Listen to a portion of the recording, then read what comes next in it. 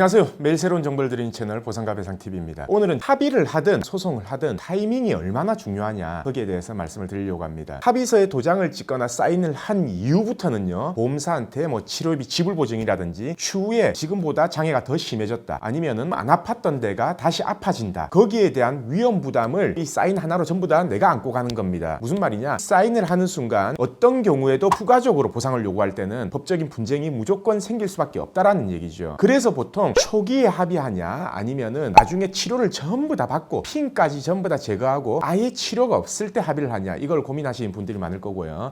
나는 무조건 영구장애가 나오기 때문에 보험사하고 합의가 안 될 것 같다, 소득관계에서 보험사고에 문제가 있다든지 아니면은 과실관계에서 분쟁이 있었기 때문에 나중에 소송으로 판결을 받아야지만 될 것 같다, 이런 사건이 있습니다. 자, 첫 번째, 우선 한시장애로 끝날 사건들. 예를 들어서요, 우리가 팔 중간이 골절이 됐다, 아니면 손목의 관절면이 아닌 간부 골절이다 라고 했을 경우, 보통은 핀을 여기서부터 여기까지 길게 골수강내 고정술을 하든지 플레이트를 박는 수술을 합니다. 자, 그런 수술 같은 경우에는요, 볼 건 한 가지밖에 없어요. 뼈가 잘 붙고 있냐 안 붙고 있냐, 그거만 보시면 되고, 예를 들어서 한 2-3개월 시점에 뼈 다 붙고 있다, 한 1년 뒤에 핀을 빼도 되겠다 라고 하면은 2-3개월 시점에서 합의를 하셔도 됩니다. 그때는 나중에 핀 뽑을 때 비용이 발생할 거죠. 그 핀 제거비, 그리고 상처에 대한 수술비, 성형수술비, 그리고 핀 뽑을 당시에도 입원을 해야 될 거 아닙니까? 일주일이든 2주든 3주든 그때 발생할 휴업손해, 그걸 전부 다 계산한 후에 지금 내가 받을 한시장애에 대한 보상, 그 부분까지 전부 다 계산해서 받으면 된다라는 얘기죠. 자, 이때 알아야 될 게 있습니다. 간부골절이라고 하더라도요, 보험사에서 장애 한 3년 정도는 무조건 인정을 해요. 왜 그러냐면은 장애 부분을 인정을 안 하고서는 합의가 안 됩니다. 왜냐, 팔이 골절된 거 같은 경우에는요, 입원을 한 달 정도밖에 안 하거든요. 그러면은 실질적으로 휴업손해 한 달, 위자료, 그리고 간병비 해당 안 될 거고요. 나중에 핀 제거비 한 일용근로자임금에서 무과실을 하더라도 1,000만 원이 안 나와요. 뼈가 골절이 되고 수술을 했는데 1,000만 원밖에 안 나온다라고 하면 누가 합의하겠습니까? 그걸 알기 때문에 보통 담당자 권한 내에서도 장애 3년 정도까지는 인정이 된다라는 얘기죠. 자, 그러면 여기서 의문점을 가지는 부분이, 빨리 했을 때는 그러면 3년 한시장애 받을 수 있고 나중에 천천히 했을 때는 못 받냐? 그건 아니에요. 나중에 다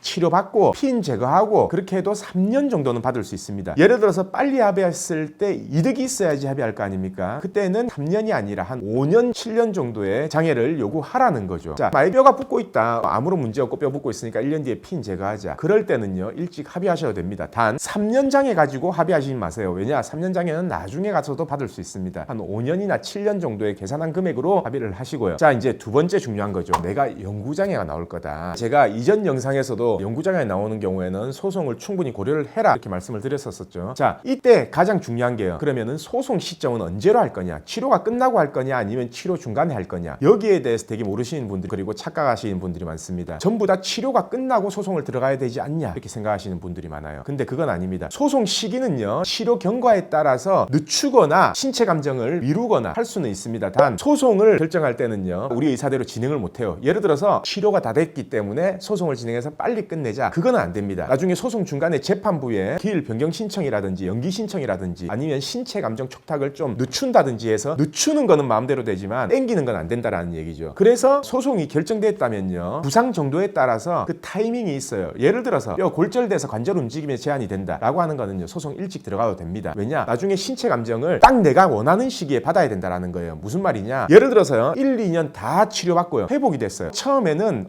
다리가 안 움직이고 운동이 제한돼 있다가 나중에 2년 뒤에는 다 움직여요. 그러면은 신체 감정 가면 장애가 안 나올 수도 있다는 얘기입니다. 신체 감정은요, 내가 몸 상태가 제일 안 좋을 때, 그리고 감정 결과를 제일 좋게 받을 수 있을 때 딱 받아야 되고, 그것 때문에 소송을 언제 들어가냐, 이게 아마도 교통사고로 소송하는 보상금 결정에 있어서는 가장 큰 변수가 될 겁니다. 자, 제가 이 의뢰인들하고 상담을 할 때 가장 중요시 생각하고 가장 설명을 자세히 드리는 부분이 이거예요. 결국 사고가 나면요, 우리의 최종적인 목표는 뭐냐면요, 보상은 가장 많이 받고 몸은 최대한 회복되고, 이게 가장 좋습니다. 자, 그러면은 보상을 가장 많이 받을 시기, 그때 딱 신체 감정이 받아질 수 있게끔 그렇게 해야 된다라는 거예요. 그리고 신체 감정을 받고 나서 몸이 회복되는 거는 관계가 없습니다. 몸이 다 회복되고 나서 소송을 들어가는 게 아니에요. 소송을 들어가고 그 시간을 조절하면서요, 내가 신체 감정 결과에서 장애율을 높게 받을 수 있을 그 시점이 소송 들어가는 가장 적절한 시기입니다. 그래서 전문가를 선택할 때도요, 이 시기를 어떻게 가장 잘 조율할 수 있냐, 그 부분을 충분히 고려해서 선임해야 되고요. 그래서 보상을 받기 위한 신체 감정 결과가 어떻게 나오냐, 그리고 어떻게 예상되냐, 이런 지식들이 많은